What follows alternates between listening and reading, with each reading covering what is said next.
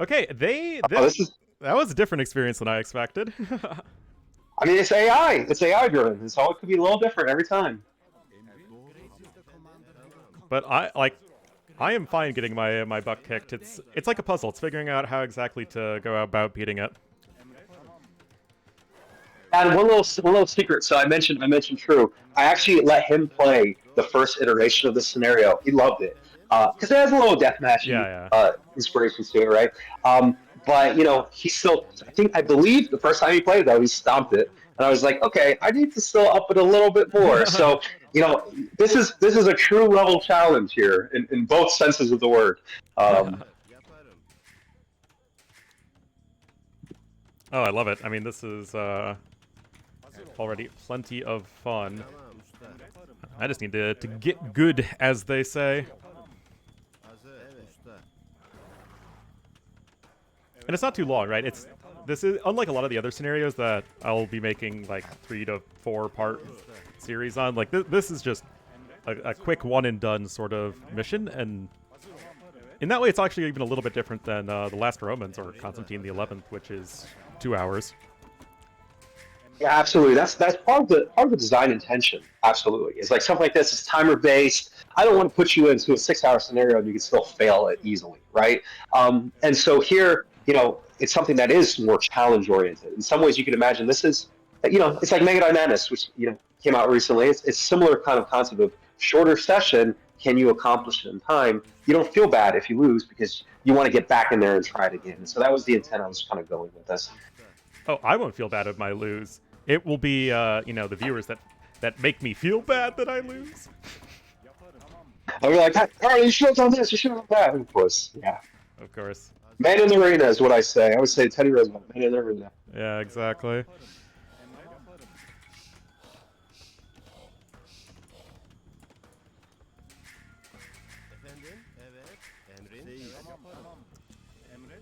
It's like, what, 41, 42 in-game minutes? That.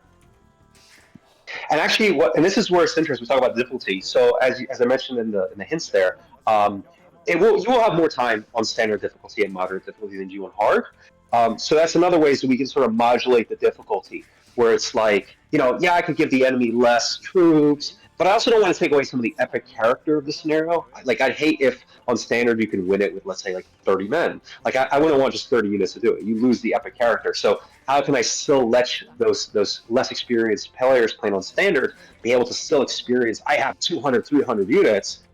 Just tweak it so you give them more time in order to accomplish the objective. So that's just sort of the ways that we kind of modulate some of this stuff to hit all skill levels. And I imagine that's probably one of the more difficult ways, or difficult aspects, I guess, of scenario design, making it so, making it difficult or easy without just reducing it to enemies spam, more or fewer units.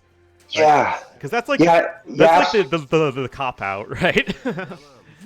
Yeah, I mean that's like the easy way, right? The Yeah. easy way is I'm just going to give the player more units, more resources, give the enemy less units, and less resources, and that is fine in a lot of cases. But a lot of times that's incomplete. Like you run into situations where that isn't enough, where you have to sort of, if you have a scenario where a player has to do 3, 4 different things at once, like in this case, there's a split base, right? So that already puts a load, an extra load on less experienced players.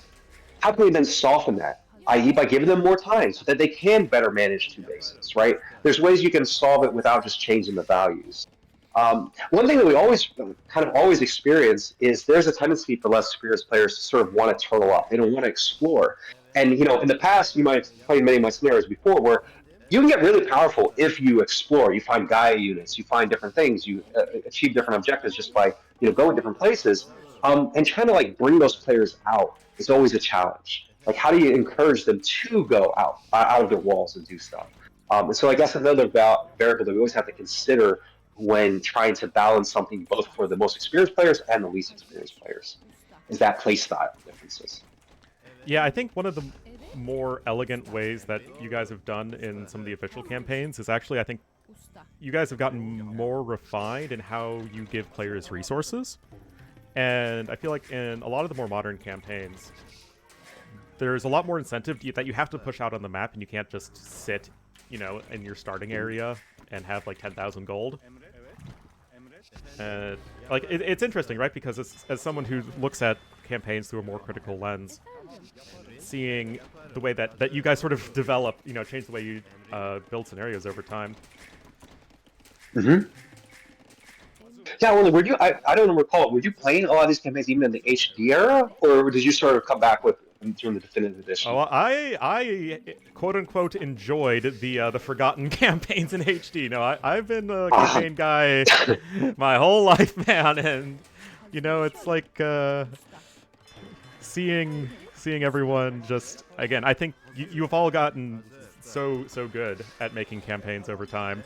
That like in the campaign tier list, I literally had to add more tiers because I had too many campaigns that were just all good, right?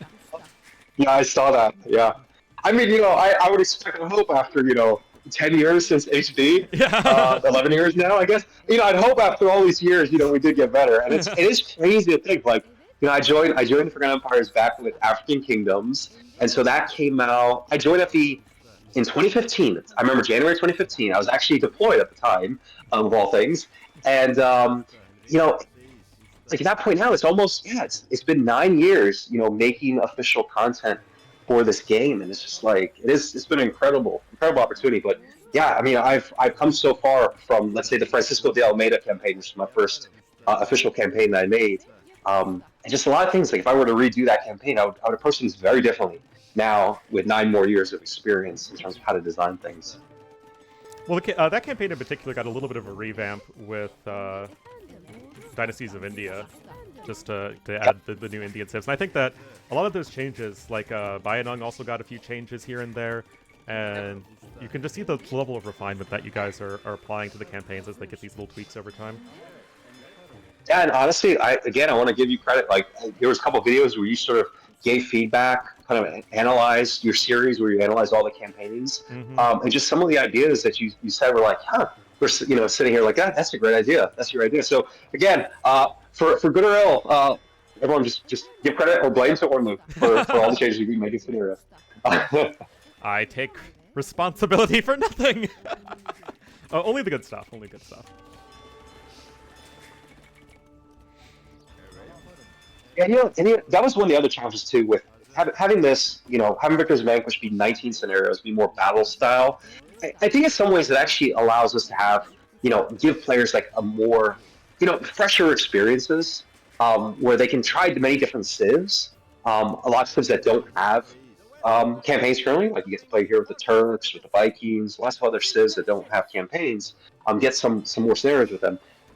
But on the flip side, I do definitely appreciate the preference for a lot of players of wanting to have, a singular story that goes through 5-6 scenarios and having kind of seeing that growth, that character development, the plot. So it's sort of a balance. I think there's definitely audiences for both types, and it's just an interesting way to sort of see, like, how players like different types of scenarios, whether one-offs or campaign. And I think, like, personally, it's important to have both of those sorts of things. I think they add different things to the experience in terms of playing a civilization, because, of course, the way that you guys introduce civilizations, like, a lot of players will learn them through the campaigns, and the campaigns, teach players, okay, this is what a civilization is all about, this is what they're good at, this is what they're not good at. And you can't really get that as much in a single scenario, but you can sort of jump right to the big, exciting moments. And I will say that Victors and Vanquished, it's not a cop-out. I still want a Viking campaign. I still want a Japanese campaign. But you can still appreciate those, those singular moments in history that, of course, like those civs in particular, just it's so rich in terms of the stories you can tell. Yes, to be clear, there's absolutely nothing that says just because we gave Vikings 4 scenarios in Victors and Vanquished that means there couldn't be a Viking campaign in the future. I can't make promises, but I also can't say it closes the door. So doesn't mean anything. Just enjoy Vikings. Just enjoy the Vikings I'm giving you. That doesn't mean I'll be it. If you can't play Vikings in multiplayer because they're powercraft guys, don't worry. You can still have fun with them in campaigns. Yeah, and even like this one-off I think it's a good example because you can do a lot with the Turks here in this. You have tons of cannon galleries. In this case, you went for battering rams as opposed to bombards. But if a player wants to go full gunpowder, bombard cannons, bombard towers, and janissaries and all this, they can do that. They can sort of experience that full Turkish feel in this scenario 500 compliment, right? You can get it all.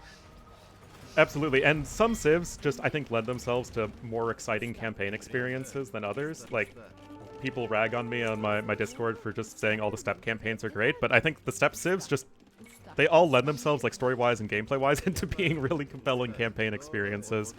Whereas I think something like Bohemians, like Jan Juska, I think is a really good campaign, but I think with Bohemians, they're such a slow creeping civ that I think Hockey Sam did a great job of sort of making it exciting.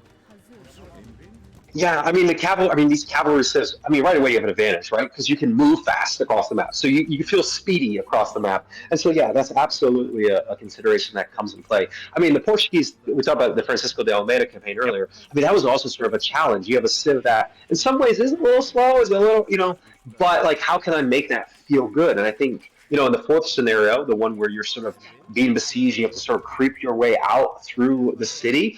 It really does. I feel like it fits well with bombard towers and organ guns and all that sort of stuff against elephants, and like that sort of kind of plays the sim, but also does it in a way that even if it is creeping, it feels cohesive with the scenario that you're creeping through it.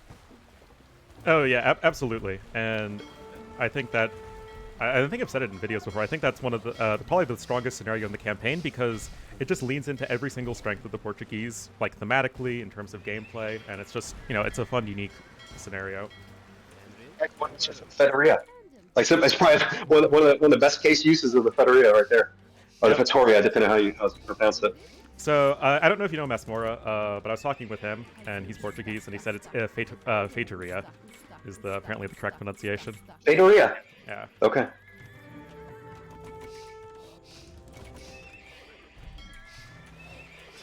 On the Snarroverse campaign thing, one interesting thing is, I mean, you know how I tend to be more systems mechanics based. Mm-hmm. That is why I always did like making single scenarios, because I do feel that you can create this really fun mechanic, but you don't want to necessarily do it across 5 different scenarios, right? It starts wearing down its welcome. So I always like that of being like it's a one-off. You get to really play with this mechanic, migrating the town center around, or capturing Spanish galleons with your little pirate ship, your boarding ship in Francis Drake, like. But if you make a whole 5 scenarios about that, it starts getting stale. So I think it's I understand also the bookends. You need to bookend something, so it doesn't always feel like, it always still feels fresh. And like, it's crazy because you'd think that over time it would be very difficult to think of new compelling ways to make AoE2 campaigns, but I'm still enjoying them. I still feel like I mean, we're honestly, not I think, repeating a lot of the concepts in a way that at least I don't really enjoy. yeah, yeah, I think one of the best things is that folks kind of learn from other people. And I mean, the custom campaign scene in Age 2 has been around since 1999, right? There are designers like Ingo Van Thiel and Gordon Farrell, and like others who a lot of your viewers may not even know because they're 20 years ago now. But they made these really compelling campaigns that, in retrospect, look simplistic, but it's the foundations upon which everybody else started building upon things. And then you get fresh creators, right? You have lots of new designers coming now, like Hat Scientists and others. I remember when Jackie came out with her campaigns, it was like a breath of fresh air because this is someone who we hadn't really seen her grow over time. She just sort of came in fully formed, great campaigns, Yeah, and that but was like had a cheat different code, twists in man. it. Jacqueline just shows up and makes Tommy Slaw, which is just a fantastic custom campaign. Yeah, but people are coming, right? Like, I mean, Yeah. you've especially helped showcase and popularize and get attention to these designers who, like recently, Manu Capish, I believe is the name, the Agidius campaign. Like, he's Yeah, that another was one. Now he's been great. around for a bit, but like he's, it's new perspectives, new ways to design, and it really just opens up some of the creativity. Like, there's still so much you can do with the editor, and honestly, with Realm Empires has been, every update seems to always add a new trigger or do some new mechanic in the editor. That really just continues to open up the aperture of things that creators can make. I mean, I'm sure you've seen before, like some of these other scenarios, like there's a Doom style scenario. Somebody's brought in Skyrim. Like, there's so much creativity out there, and it's just really great. Again, I'm praising our H2 creators and players, but like, it really is a unique thing about our franchise that players do this. Absolutely, and I think things are going a lot better this time. There goes May 7th. Can you take out Constantine? Well, first we just need to make sure we find him. So let's have him run back into Bombard Towers. Really, my failure in the previous attempts was really due to my lack of Bombard Towers, as, you know, you gotta double down on your strengths.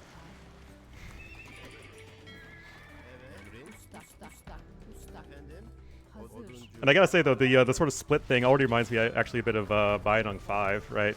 You have the sea base and you have the land base, and it's kind of like this big build-up. Yeah, although that scenario, you have to first help Bindung pray at all the different temples first, Frickin' then you get the deathmatch resources. Slow old man. You know, I still remember designing that scenario, and I was just like, you know, I don't know what or how I was inspired to make that sort of setup, but I made it. And then this is the thing, we sent it over to QA. This is a hilarious story here. So we sent it over to QA, and they're saying it's impossible to win. It's impossible to win. And I'm like, no, it's perfectly possible to win. And I actually went and put it at 4.0 speed and reported myself beating it on hard. You know, just because I'm like, okay, you have to just beeline to these temples, you know, protect them, move on, and then like, you know, like it's definitely possible, right? And then I'm like, they're still saying it's impossible. And then I look and I'm like, can you send me like screenshots? Like, what are you guys doing? And it turned out one, they're running using it with cheats. They thought it was so impossible. But then they would just build massive walls and towers and all this stuff because they're approaching it like turtling. Like I got to turtle, like move my walls. I got to tower rush or something. And that's how I got to play this thing. And I'm like, no, you got to go back to the fundamentals. Think about what I'm telling you to do. Protect Banyang as he prays, and all will fit into place. Then you get your big resources, and then you can do it. But it was just such a unique experience that, you know, players sometimes can assume like this is impossible. I have to cheat to win it. But sometimes you have to think outside the box. Think like, how can I? This is a puzzle. How can I solve this puzzle? And that's something that, as a designer, I especially love when players find ways I never expected to solve the puzzle. And you've actually, I have to give credit, Ornlu, you've done that a few times over the years, where I thought I had this nice puzzle. I thought this is the ways you solve it, and then you completely circumvented it and you solved it some other way. And I was like, huh. It might take you failing a few times, but you get to some creative solution I never thought. What, you're saying you weren't supposed to like chop through to the outside on the samurai? The haiku of the Romans? So the haiku of the Romans? Garrison Yeah. your allies DC? That was impressive, I have to say. That's some real out of the box thinking. But you know, like that's this thing, like that's custom scenario. But as you think about it as official designers, official scenarios, and this is where QA teams are so instrumental because they will play things in weird ways to find exploits, and I have to give them a lot of credit, especially like in Victor's Vanquished, where right with these very unorthodox scenarios, design originals, custom campaigns, the QA team we had here, they really try different things to try to find every way to like twist Ragnar and exploit it, and I have to give them a lot of credit for doing that because it helps really allow me to raise the bar to official content. Oh, I think we got it here. There you go. Got it. Wait, You captured surrounded him. Hagia Sofia. Wait, you have to keep it? Well, What kind of you nonsense? gotta keep it. I mean, they took it right back from under you. You gotta take the monument back. But this is easy. You're 16 men, you got plenty of time. Let's go take it. Yeah. We got this. We got this. What we're saying is your keys to success this time for the players who are going to struggle with this. How did you pull this off? What did I do? Yeah, how did you pull it off this time? You failed twice. How did you get it this time? Oh, I was much smarter in choosing exactly when to push. Also, I didn't miss out on one of the golds, which is kind of essential. Oh, look at this. You're going to do ring around the you probably snatch it while they're running around.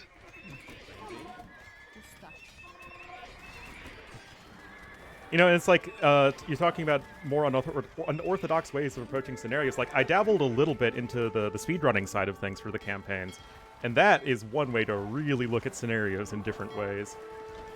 And it's like an entirely different sort of puzzle to try and figure out. See, what that's the like pacifist. Yeah. Like that is really unique way. Yeah.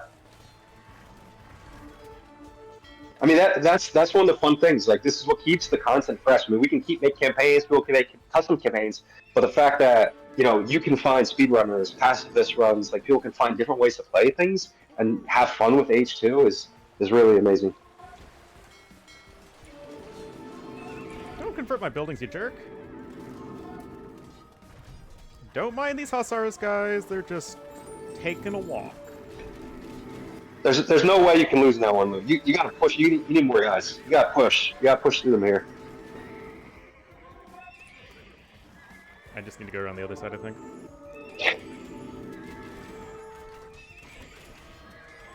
Where on earth are you guys going?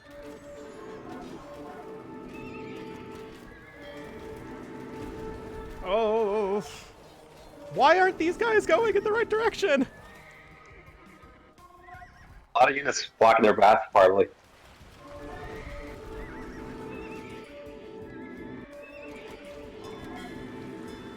Why we send more units over via the ship of transporting.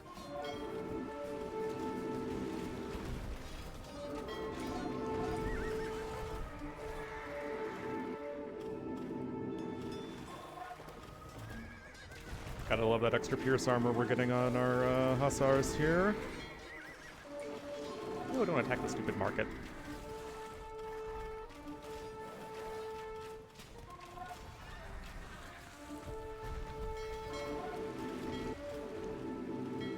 And I'll take another batch of Hussars, please.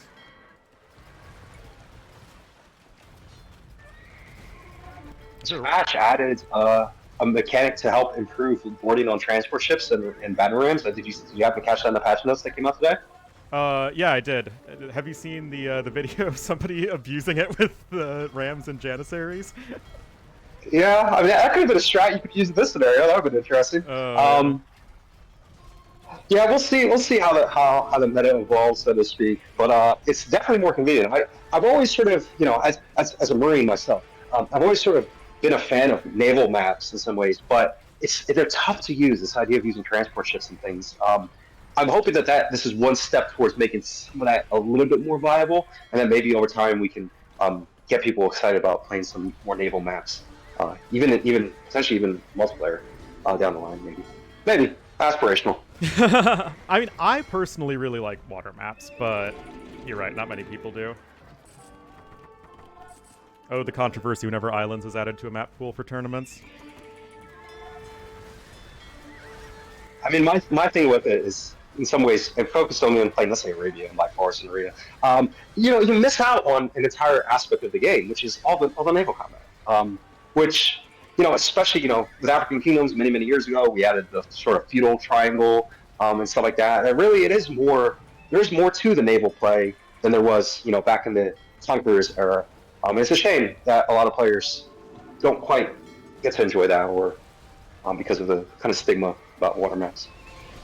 And I think part of it is just that you have to learn completely different build orders, and you have to learn to control different sorts of units, and that's kind of tricky for some players, especially if you're not... Like, if you're playing Arabia for 90% of your games, and then one game you just happen to get, you know, islands or whatever, and you don't really know what you're doing. Way different. Yeah. Oh, look at this. You got it. Easy. You tricked them. Oh, and I went on my birthday. I went on my birthday, Filthy. May 28th. Oh, I didn't realize you were so close. Oh, God. 2 days away. 3 days away. Okay. There you go. Wait. Declare... Well, so you have one scenario, but you have the free play. So if you wanted to... I want to give players a chance to destroy the city if they wanted to. So you just grab the monument back and be able to capture it and declare victory, and you'll be able to win the scenario. I'd say this is also...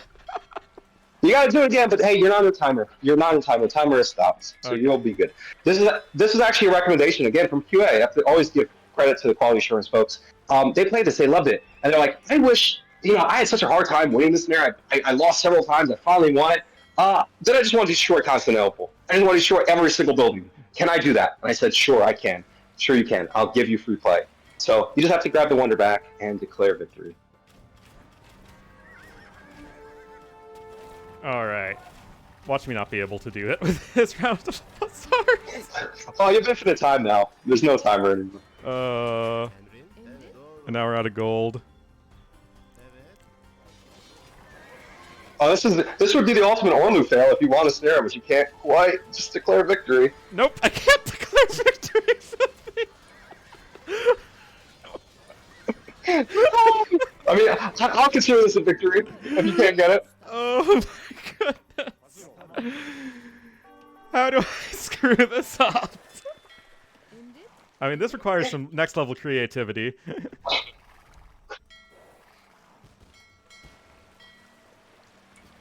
And I assume they still keep on spawning in units?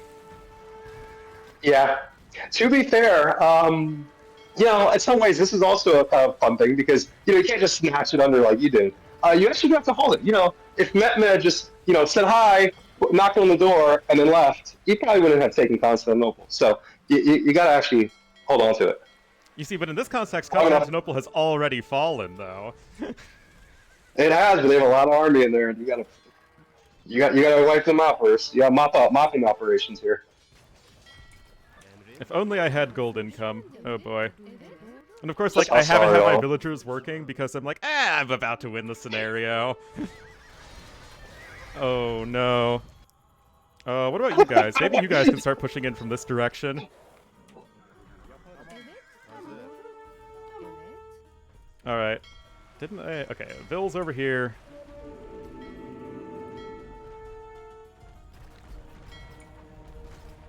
And they're all just gathered around the Wonder. I gotta grab it for a second, that's all you need.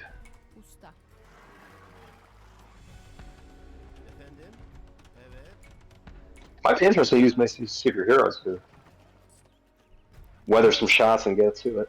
I think the issue is just that there are so many units in the way. Like, they're just huddled around the Wonder, because that's where all of my army keeps on trying to go.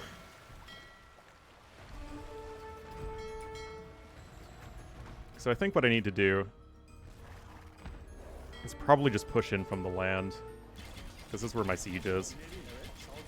Yeah, there you go. Oh, didn't realize you had those here. It's not that much distance to go. Whoa, hello there.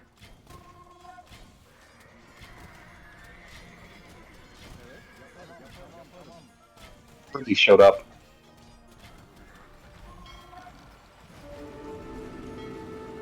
So is this map exactly the same as the last Romans? No, there's some tweaks. Actually, the outside of past the walls are different. If you remember, the last one had like all the big Turkish camps and lots of bombard towers and everything, fortified towers and everything. So I did tweak the outside a bit, quite a bit, but I want to maintain the city, partially because this city was heavily inspired by the actual like reconstructions and maps of the city at the time. So I didn't want to change that too much. And I also thought that it would be kind of compelling for players. They play one side, then they play the other side. And you kind of don't want to do that on a different map. So I thought it's definitely a value add, I think, to have it be able to play on the same map between the two sides of the scenario. Oh yeah, I enjoy it, and I think that there's a cool bit of continuity when you have cities appear in multiple scenarios, if like they are inspired by each other. And I want to say Constantinople now has been in Age 2 probably like 6-7 times now. It also shows up in the Comneno scenario. So it's many variations of Constantinople have been in here.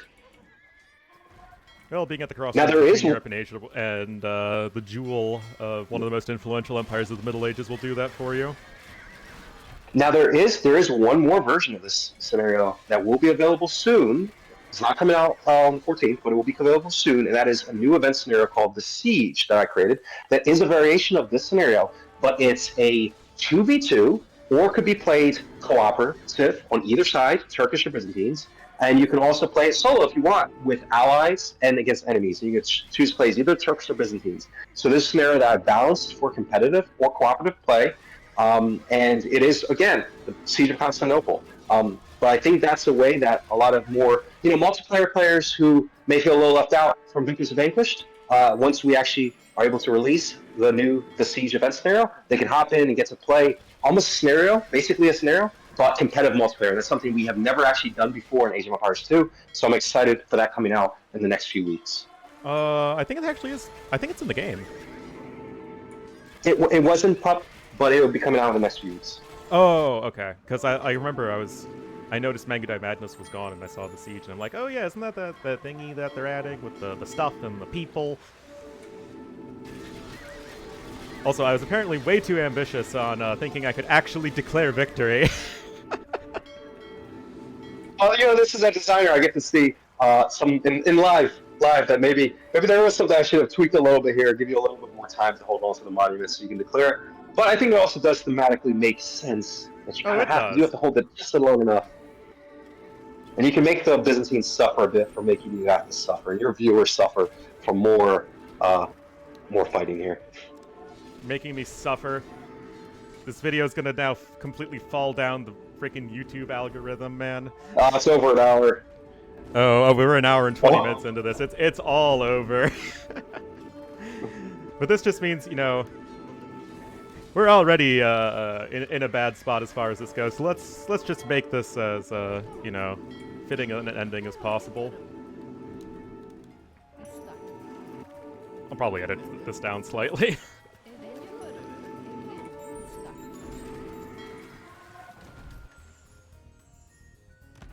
Ah, gold! What is this resource? I know it not.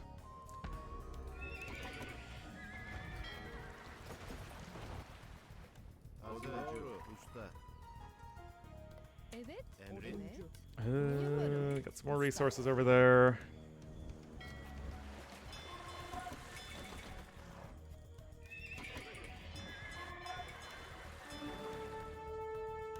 You could potentially split into two different videos.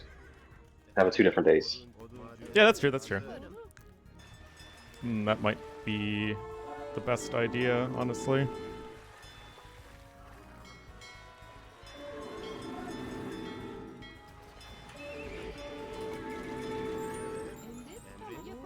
I mean, I'm going to be doing that a lot with all these campaigns anyway.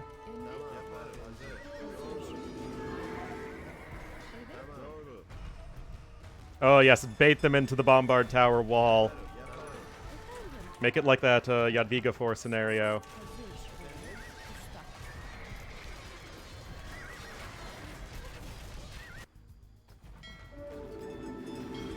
I don't know if you saw that. I think I might have been responsible for a change in that scenario, because initially you could build and it's the one where you'd have to defend Vilnius, and initially you could just build as many towers as you wanted, but then I just made like 60 Bombard towers. But I didn't realize how to win the scenario, so they just kept on attacking me over and over again, because I didn't realize you needed to like destroy trade carts or whatever. Always gotta read the instructions. Literacy isn't my strong suit.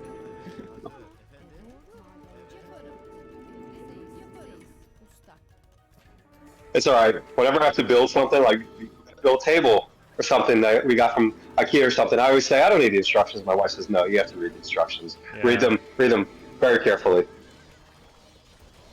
Alright, I think you can grab this. Just grab it and hit it. No, you have to remove the enemy units. If this functions like a regular monument, you have to remove all of the enemy units. You do. You do.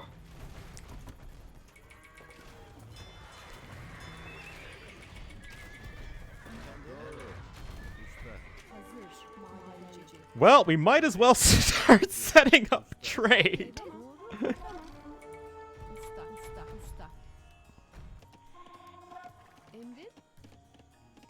Maybe I should have replenished these lumber camps a while ago.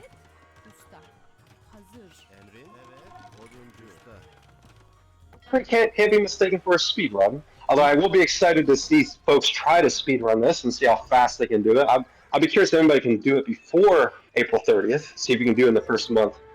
Well, I think it'd be very tough, but I'll be curious to see what people can do. I think if you get Tay and Chasby and those guys, Mingudai Lee, they'll find a way to make something ridiculous happen.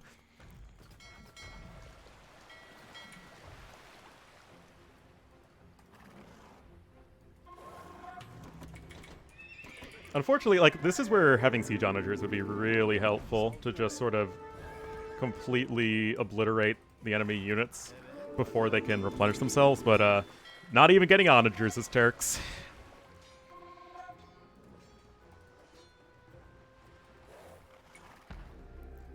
Nope, I actually still have another line of walls I need to get through.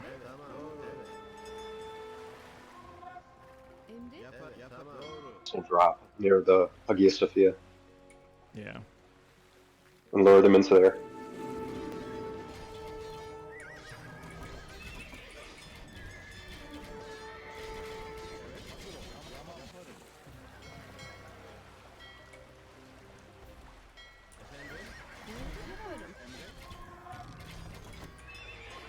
All right, we got a Marketson.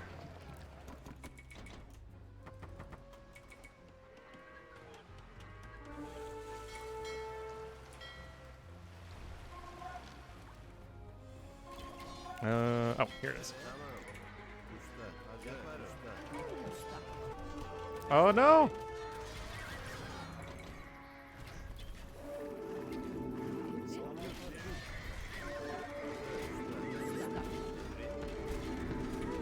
As annoying as it is right now that you couldn't declare victory, I know there's going to be players that like, oh, this snare is too short. I want it to be longer. I want to crush the Byzantines entirely. And so they're going to really appreciate this moment. They're going to be like, man, I want to play at this point. I want to completely smash them, see how many kills I can get. Yeah. So it serves its purpose. Yep.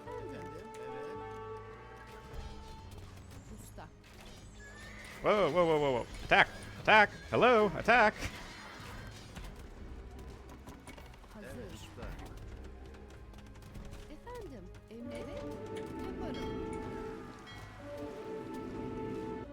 Wait, I just landed that villager and it immediately died.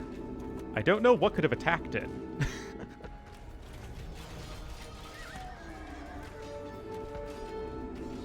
Sometimes there might be a unique case where the villager is like really at 0 HP, but the moment they board the transport and what happens at that point, right? Let's say it happens simultaneously, boarding as they take a shot. I don't know. It's possible. It's because maybe that's what happened.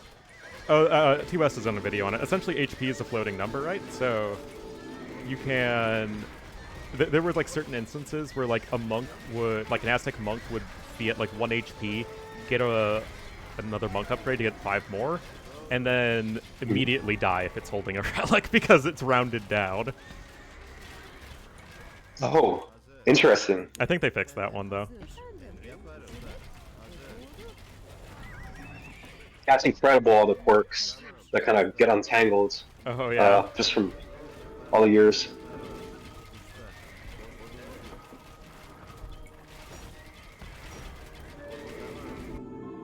It's really great we have folks like T. West and Spirit of the Law that really like analyze the game and analyze all the different nuances and really do a great job socializing that to folks so players can sort of know how different things work. Yeah, I mean, I do what I can in terms of exploring all of the different little quirks and idiosyncrasies within the game, but I have nowhere near the technical skills that they do in terms of figuring out all the different stuff. I think Spirit of the Law just does everything the editor and just plays around. But he hits on it. Well, Spirit of the Law knows something about coding, though, and I don't. Yeah.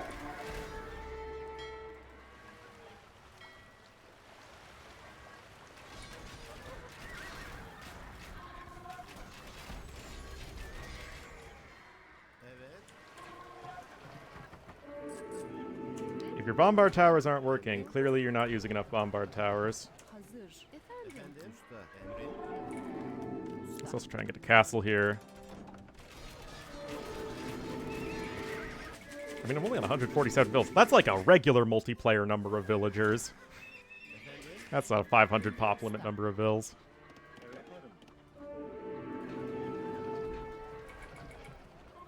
Oh, hey, it's Mehmet. With his no melee armor. What is he doing?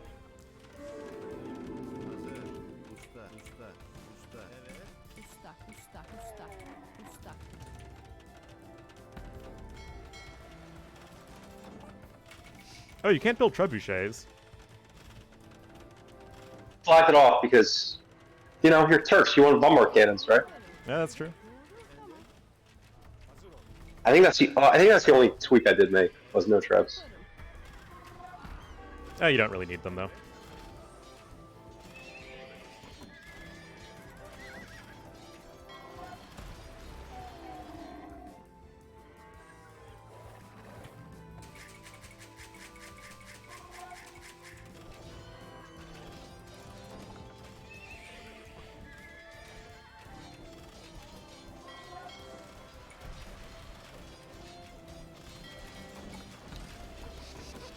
Well...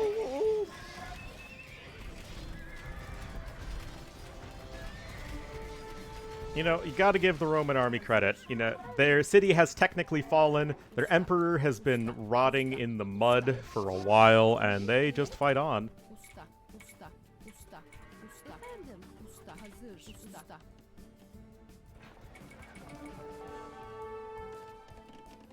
How much gold am I getting? 60? It's not that great.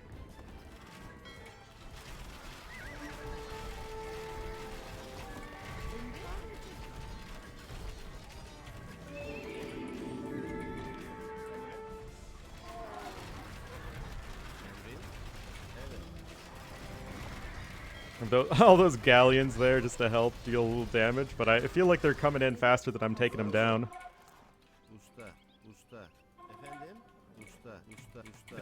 On the east side, I try to reposition there. If you castle dropped by the Hagia Sofia on the eastern side, maybe that might be a way to lure them in and distract them at least. That's a good idea.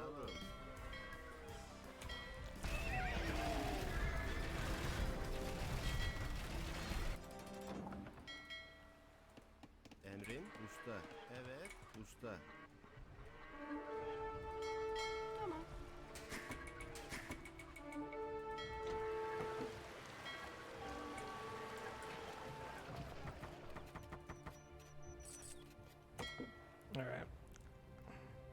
Maybe I can petard my... Yeah, you have petards, right? So maybe I can just sneak my way through there.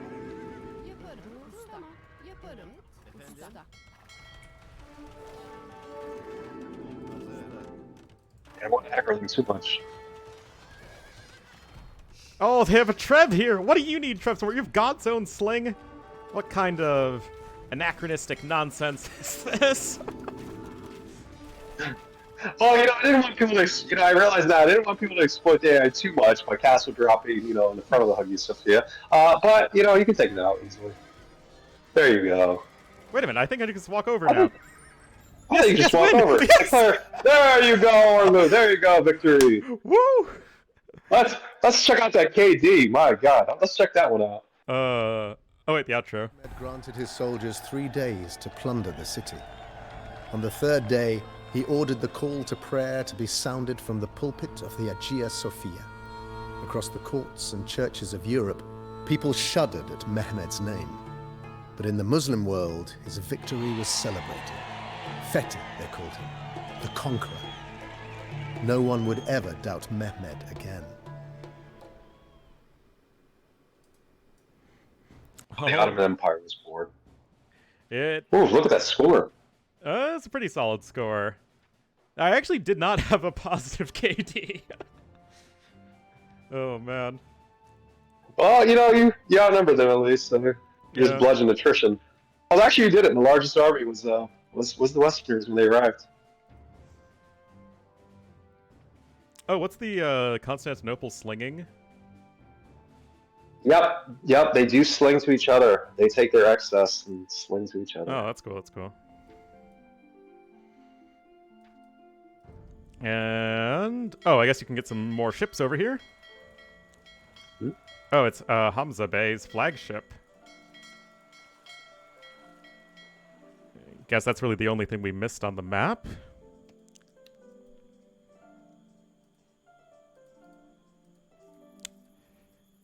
Alright, so... that, guys, was Fetih. First gold medal here of our victors in Vanquished, and of course a huge thanks to you, Filthydelphia, for joining me for this video, or set of videos, as it will probably be. Any final words? No, just thank you very much, Ornlu. Maybe we should do this again sometime. I'm always free if you want to do it again sometime. But make sure you get Victors and Vanquished, March 14th. You can play 19 scenarios, or at the very least, watch Ornlu play 19 scenarios. That's going to be months of content. So looking forward to that. And thank you again, Ornlu, and thank you, everyone, for this. Oh, we'll definitely do this again. This was a lot of fun, Filthy. So thank you guys for joining us, and I'll see you all next time. All right.